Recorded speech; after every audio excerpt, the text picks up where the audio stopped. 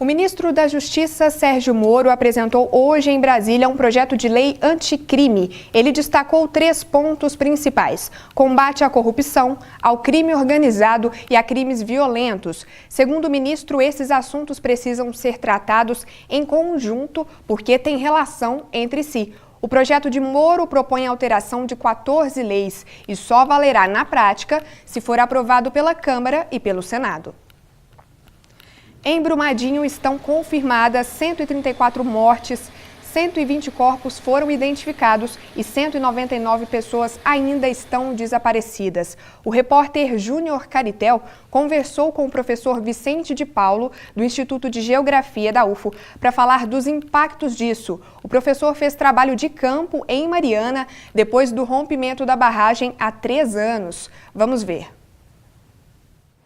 Olá para você que acompanha o Jornal da UFO. Bom, nos últimos dias, muitas pessoas viram o que aconteceu em Brumadinho, aquele desastre ambiental que foi notícia no país e no mundo todo. E para entender melhor o que aconteceu na cidade de Brumadinho e também relembrar o caso de Mariana, a gente vai conversar agora com o professor Vicente de Paulo da Silva, que é geógrafo aqui da Universidade Federal de Uberlândia, que vai explicar para a gente como acontece esse processo. Professor, para a gente começar, eu queria que o senhor me explicasse esse prejuízo ambiental causado pela lama. É muito grande? Quais são os prejuízos calculados assim na geografia? Olha, em termos de prejuízos ambientais, a gente não tem sequer como contabilizar isso, não tem como dimensionar o tamanho do prejuízo. Por quê? Nós temos que pensar de forma sistêmica, e quando nós pensamos de forma sistêmica, significa que nós precisamos pensar a vida. E quando falamos em vida, num desastre como esse, ou como esses, né, porque 3 anos atrás Mariana e agora Brumadinho, quando nós falamos num desastre como esse, nós precisamos pensar em termos de vida humana, vida animal e vida vegetal. Né? Depois dessas 2 tragédias, tanto de Mariana quanto a de Brumadinho, outras barragens também foram questionadas. Pode acontecer outros rompimentos de outras barragens aqui em Minas Gerais e também no Brasil?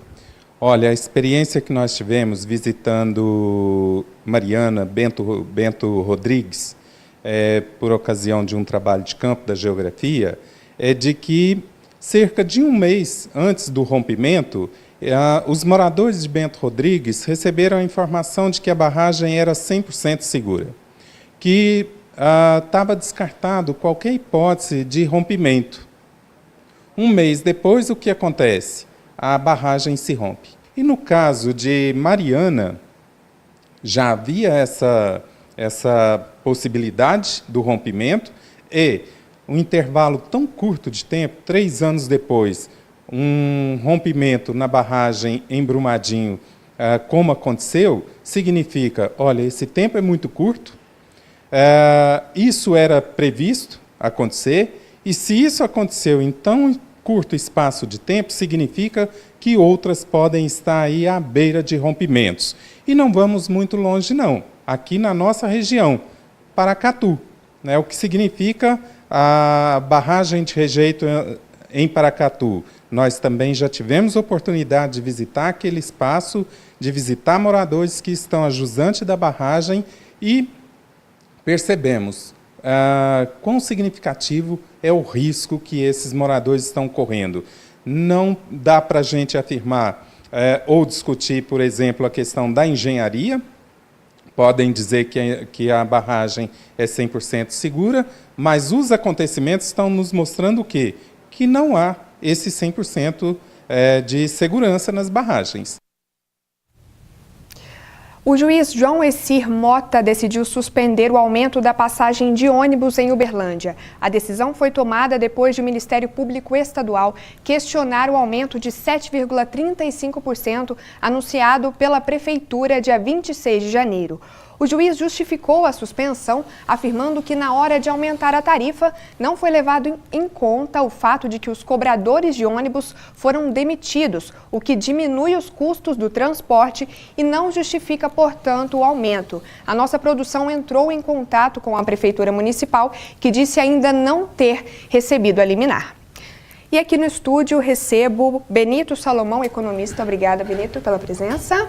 Obrigado, boa noite, Fábio. Sempre um prazer retornar a essa bancada. Obrigada. E o professor Fábio Terra, professor do Programa de Pós-Graduação em Economia da UFO e da UFABC. Boa noite, professor. Obrigada. Boa noite, Letícia. Boa noite, Benito. Um prazer estar aqui com vocês. Bom, já que temos a notícia desse aumento de tarifas em Uberlândia e a liminar da Justiça, queria saber de vocês, economistas, o que é levado em conta para esse tipo de aumento de tarifa? O que deve ser levado em conta? O juiz justificou que houve uma redução dos custos porque demitiu cobradores. Como é que é isso? Como é que vocês veem essa questão rapidamente? É sempre uma questão a se tratar de custos, né?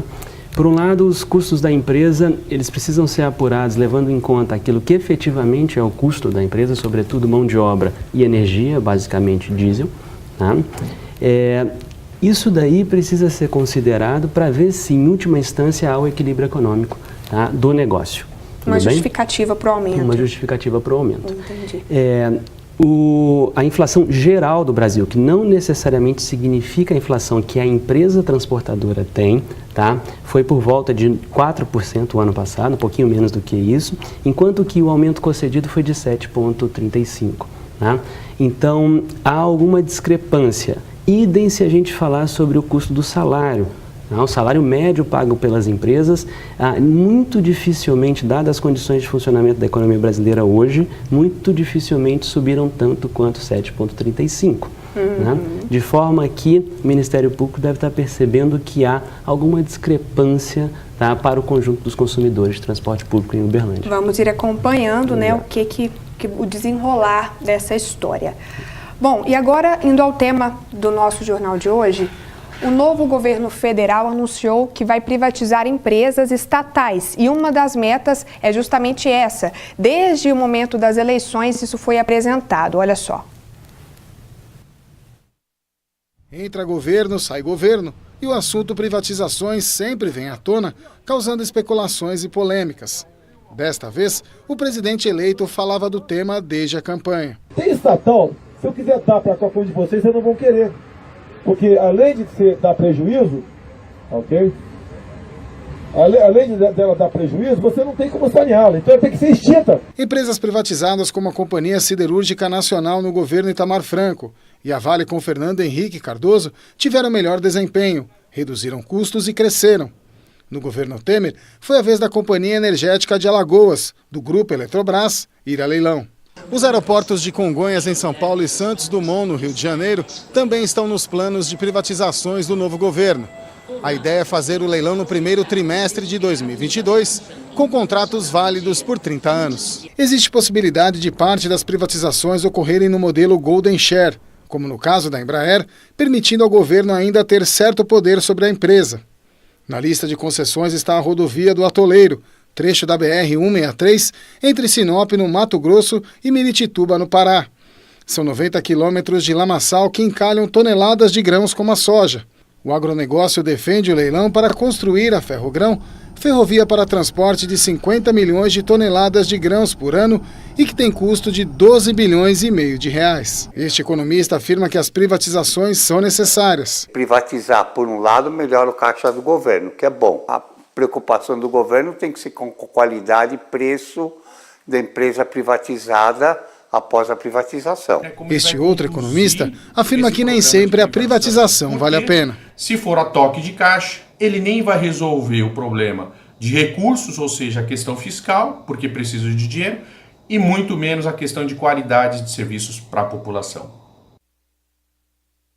Vamos começar do básico. Vamos explicar o que significa privatizar uma empresa estatal, o que muda nessa empresa quando ela é privatizada. Qual a diferença básica? Bom, a privatização significa, na prática, um ajuste patrimonial do Estado, né? A passagem de patrimônio do setor público para o setor privado. O Estado vende uma empresa. Exatamente. A grande polêmica, a grande controvérsia em relação a isso se relaciona aos objetivos gerais dessas privatizações. Por exemplo, uma privatização, como no caso dito pela matéria aí do setor elétrico, não necessariamente ela vem relacionada com o objetivo imediato de levantar caixa para o governo. Às vezes pode ser também para ampliar a cobertura, né? No setor de saneamento, isso é muito importante, né? Água, esgoto, setor de energia elétrica, etc. Ou também o objetivo de se levantar uma determinada quantidade de caixa para que o governo ali possa aliviar suas contas ali de curto prazo.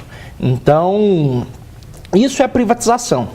Né? Com relação à privatização no contexto da economia brasileira atual, é importante clarear algumas questões, que esse debate é sempre feito de forma muito apaixonada, com argumentos às vezes um pouco simples e sempre relacionadas aí às grandes empresas estatais que são as conhecidas do público. Petrobras, Banco do Brasil, Caixa, etc. E nem sempre é assim. Existem um conjunto de empresas aí que poderiam sim passar da mão do setor público para a mão do setor privado. Um exemplo disso são as companhias de saneamento estadual. Né? Nós temos no Brasil hoje um déficit de cobertura aí de aproximadamente 40% da população que não tem acesso a esgoto tratado. Na água isso é um pouco menos, né? No esgoto é um pouco mais, mas ainda assim, né? No Brasil nós temos isso. E as privatizações, em grande medida, já há trabalhos inclusive na literatura empírica, de professores aqui da casa, né?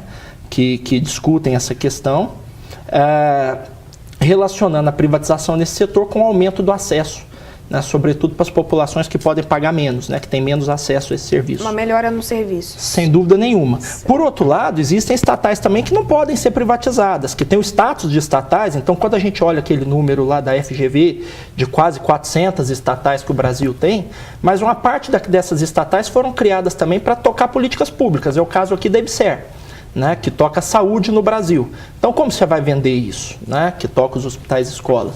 Não faz sentido também. Então, assim, o debate sobre privatização é muito mais um debate feito com a lupa ali, né, vendo o que vale a pena privatizar e o que vale a pena manter, né, nas mãos do setor público. Professor Fábio, o senhor concorda? Cada caso é um caso. E mais, por que se fala em privatizar? O Benito comentou de tanto arrecadar dinheiro quanto melhorar os serviços. O senhor concorda? Sim, em linhas gerais, não tenho discordância com relação às posições trazidas pelo Benito.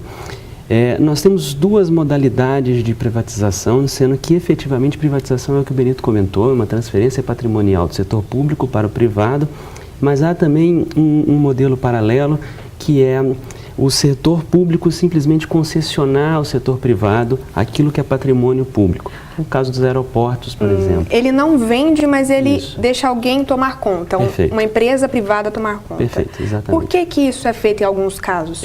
Sobretudo, isso vem para dois aspectos. Isso vem, por um lado, porque como talvez o serviço público é profundamente essencial, é melhor você concessionar para que você tenha a administração de risco daquilo ali. Por exemplo, se uma empresa que pegou uma estrada não tem capacidade de administrá-la, o Estado retoma isso para depois fazer com que outra empresa assuma a concessão.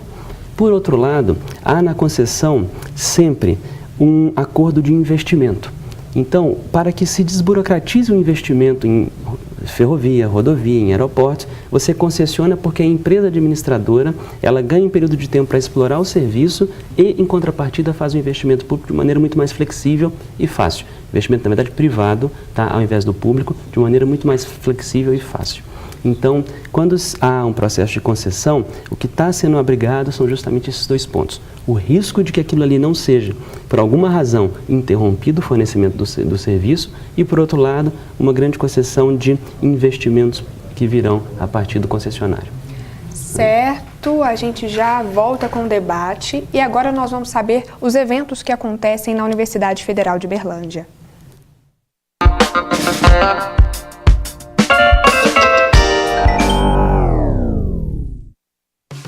Oi gente, entramos no último mês de férias e daqui a pouco volta a rotina de aulas e eventos na universidade. Por enquanto, confira alguns destaques. Vai até amanhã o prazo para os estudantes inscritos no SISU demonstrarem interesse em participar das listas de espera. É preciso acessar o sistema e confirmar que vai participar da disputa pelas vagas remanescentes. A partir de quinta-feira, dia 7, é divulgada a primeira chamada da lista. Por isso, fique atento e acompanhe a convocação para a matrícula na universidade. Em agosto acontece o 30º Encontro Nacional de Cursos de Graduação em Administração. Desta vez, o tema é Gestão da Aprendizagem no Contexto das Transformações. E lembrando que a data final para enviar trabalhos é dia 9 de abril. Na próxima semana eu volto com mais dicas para você. Até lá!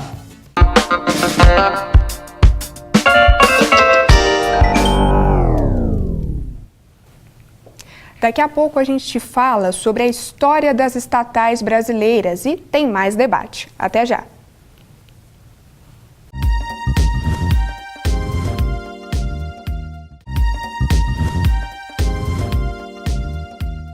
Olá, voltamos e é hora de conferir a previsão do tempo para Uberlândia e região.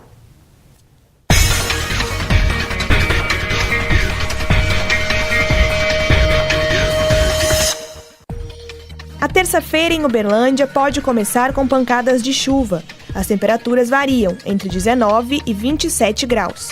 Em Patos de Minas, tempo nublado e com previsão de chuva. A mínima é 19 graus e a máxima 27. Em Monte Carmelo, nebulosidade no céu e pode chover. Mínima de 20 graus e máxima de 30. Ituiutaba deve amanhecer chuvosa e as altas temperaturas dão uma trégua. A mínima fica 21 e a máxima chega na casa dos 32 graus. Sol entre nuvens e com chuva também em Uberaba. Temperatura mínima de 19 graus e máxima de 27. A nossa equipe de reportagem conversou com especialistas da UF, para saber a história de empresas estatais e das privatizações no Brasil. Olha só. Os serviços prestados à sociedade são realizados por diferentes empresas que podem ser estatais ou privadas. Acontece que a cada mudança de governo, a polêmica sobre a gestão dessas organizações vem à tona. Segundo Leonardo Barbosa, professor do Instituto de Ciências Sociais da UFO, essa discussão já é antiga. O que nós tivemos foi um período, a partir dos anos 90, em que várias empresas públicas foram privatizadas. Esse período ali se inicia com o governo Collor, depois deságua Itamar e Fernando Henrique Cardoso. Foi um período rico da história do Brasil, porque mudamos um pouco a chave de leitura sobre a propriedade. Normalmente encaramos, nos anos 90, a propriedade estatal como uma propriedade que encarna o mal em si, né? O mercado como a solução, o Estado como um problema. Petrobras, Banco do Brasil, Caixa Econômica Federal e Correios são exemplos de estatais ou empresas com gerenciamento misto. O especialista em finanças, Cristiano Augusto, explica que uma empresa privada é criada a partir do interesse em um lucro particular. Ele também esclarece sobre as características de estatais. As empresas estatais, normalmente, elas não estão expostas à concorrência. E por esse motivo, acabam que elas não têm esse interesse de ter uma performance melhor, porque ela não está buscando retorno no investimento.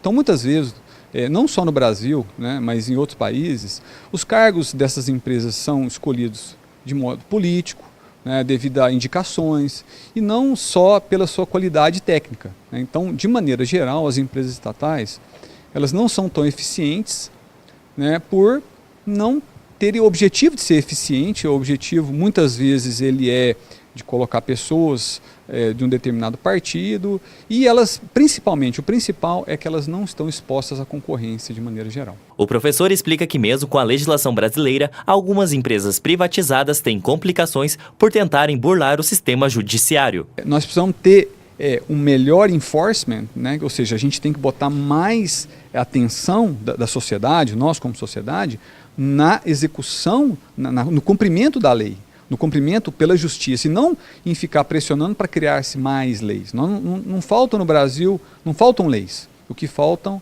é um sistema judiciário mais eficiente e que realmente puna. De acordo com o último boletim de empresas estatais federais do Ministério do Planejamento, Desenvolvimento e Gestão, desde 2016 o número de empresas estatais vem diminuindo. Eram 154 e passaram a ser 135 até o terceiro trimestre do ano passado. Às vezes uma pessoa de qualificação mínima, que não tem oportunidade nenhuma aqui no Brasil, num país extremamente desenvolvido, ele vai ter uma oportunidade. Então o que está faltando é oportunidade. Então, e oportunidade não vem do Estado. O Estado não tem dinheiro, não tem recurso, porque é o nosso dinheiro. Nós não temos dinheiro para isso. Nós precisamos envolver o nosso dinheiro em outras questões muito mais relevantes. Brasil tem muito problema de segurança, muito problema de saúde. Então nós precisamos deixar as pessoas empreenderem. Aquele empreendedor do bairro que monta uma padaria, ele monta ali uma oportunidade de negócio para várias pessoas no seu entorno. Então nós precisamos promover esse tipo de crescimento. O professor Leonardo Barbosa alerta que para privatizar ou não é preciso análise e planejamento. Nós temos um governo eleito que pretende realizar um enxugamento da máquina do Estado, mas a pergunta que deve ser feita é: a cobertura que o Estado dá à sociedade hoje é adequada? O número de fiscais que atendem obras como a barragem de Brumadinho são suficientes? O número é suficiente? O Brasil tem um número de servidores compatível com o tamanho da sua população em relação a outros países do mundo? Então essas perguntas precisam ser feitas. E se, como nós estamos vendo, essas perguntas não estão sendo feitas, o processo de privatização ele vai ser resultado de uma opção meramente ideológica, uma opção pelo mercado, como se o mercado fosse a solução para todos os problemas. Isso eu acho ruim. Se a população não se engajar, não fizer a escolha, porque em última instância o patrimônio não é do presidente da República, o patrimônio é do povo brasileiro e é o povo que tem que dizer se quer ou não abrir mão desse patrimônio. Fábio, a gente viu uma discussão social, né, um pouco mais social, histórica da questão. O que eu queria ver com você? A gente tem um debate sobre a questão de o seguinte: às vezes o Estado não consegue extrair, por exemplo, um recurso natural, porque demanda dinheiro, como é o caso da Vale, que foi vendida, era uma estatal, e por isso vende esse processo, vamos dizer assim. Mas o que os críticos, quem critica essa iniciativa diz? Que esse dinheiro, fruto dessa mineração, por exemplo, acaba indo para outros países, que a própria população não aproveita isso. Então, foi melhor aproveitado o recurso natural, mas não ficou aqui. O que você tem a dizer sobre isso? Então, mais uma vez eu concordo com o que o Benito colocou no início, de que essa discussão é sempre muito apaixonada. Tá? Ela é muito apaixonada por dois lados e muito pouco apaixonada pelo lado que deveria ser visto, que é o lado do meio, do centro. Tá? Há, de um lado, pessoas que são completamente avessas à história de empresas estatais. De outro, pessoas que acham que empresas estatais são fundamentais para o desenvolvimento econômico do país. Tá?